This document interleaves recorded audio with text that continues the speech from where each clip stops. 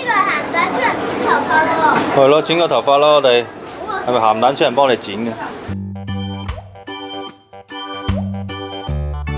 Hello， 我叫 Tiffany， 佢點剪啊？開咗1個月到。但係點咁多嘢裝修到成個鹹蛋超人嘅？純粹都係裝飾嘅啫。即係你個 partner 主要就係貢獻嗰啲收藏。係啊。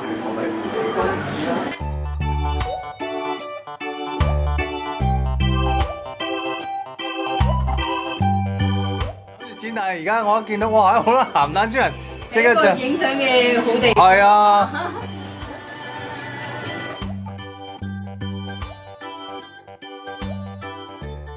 多唔多人好似我咁俾鹹蛋超人吸引入嚟？多啊，大把。有啲人問我賣唔賣添啊？咁你點講？唔賣咯。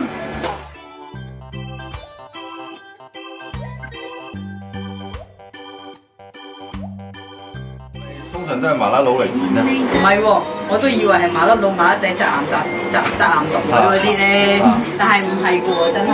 即係有女人。有啊，你好似剪咗好耐頭髮。我啊，好耐啦，係。我中意淨係剪頭髮，所以有間咁嘅嘢啫。係咪啊？係啊。咁你個 friend 剪唔剪頭髮？唔剪㗎，佢淨係整佢啲寶貝嘅。淨係啲寶貝啫。係。咁有邊個係佢最中意嘅？你知唔知啊？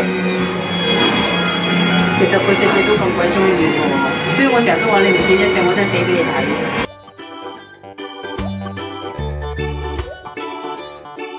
鹹蛋超人看卡剪頭髮，耶！